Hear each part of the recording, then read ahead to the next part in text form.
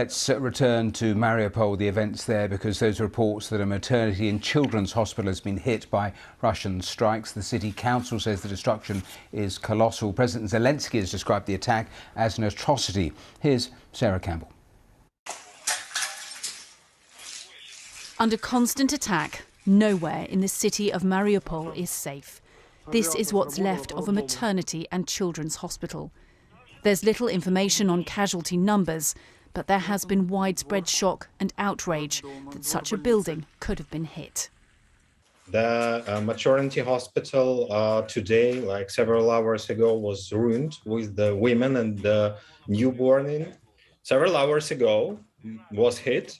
Now it's the only information that I know, because there is almost no cell phone network there.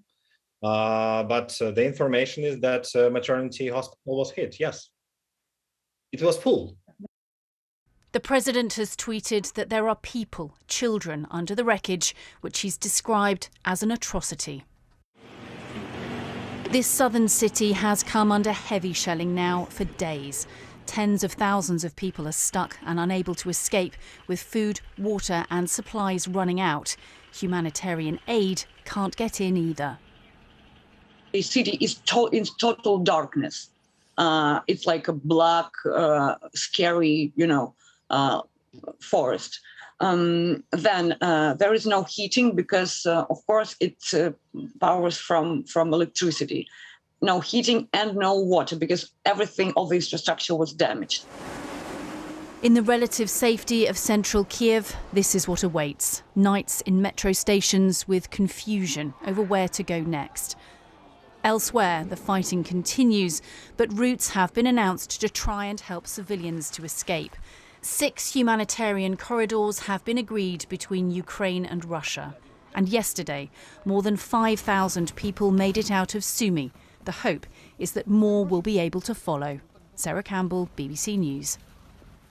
Well, the latest word on that hospital attack, we're hearing that 17 staff and women, some of whom were in labour, were injured in that attack. More details coming in all of the time. Let's talk now to Crystal Wells, who's the ICRC's spokesperson in Geneva. Welcome here to the programme. I know you don't have exact details on this hospital attack, so let me ask you a question first about the general situation in Mariupol, which is desperate, because I know you have staff there on the ground. One ICRC spokesperson was quoted as saying the situation was apocalyptic. Tell me what your staff are saying to you.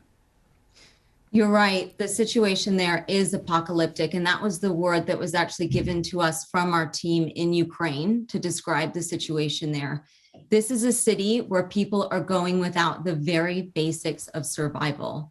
No food, no water, no heat. The temperatures are freezing, no electricity. And they desperately need humanitarian assistance, and they also need safe passage out of this city if they want to leave. It's just incredibly dire. I'll ask you about safe passage in a moment, but just in terms of the shelling, tell me, how intense does the shelling continue to be? I can tell you one anecdote from our team today. I hear from them that when the fighting happens in the morning, they wake up from it.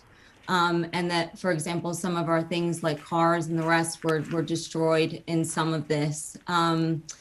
And I think you're seeing devastating reports potentially from this hospital in this city. I can't, like I said, independently verify any of that. I don't have any fresh information on that.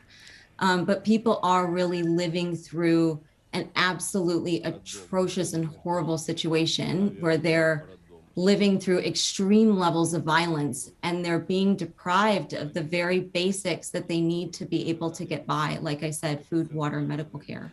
The Red Cross said yesterday that efforts to evacuate people in these humanitarian corridors, they failed yesterday. Have there been further attempts today? So to give you an example of what happened on Sunday, our team was ready to help open up the route to help some civilians leave, and fighting resumed. And it was very clear to us on Sunday that there was no safe passage out of the city for our teams or for the civilians with us. We continue to speak with the parties to try and come to an agreement about how these so-called humanitarian corridors of the safe passage for civilians could work. But what we really need for us to be able to be involved is we need concrete details. We need an agreement between the two parties on specifics like location, time, place. Can aid, for example, go in, or can people only leave? Otherwise, these are really just in principle. So we really need concrete agreements for this to happen, and it's urgent.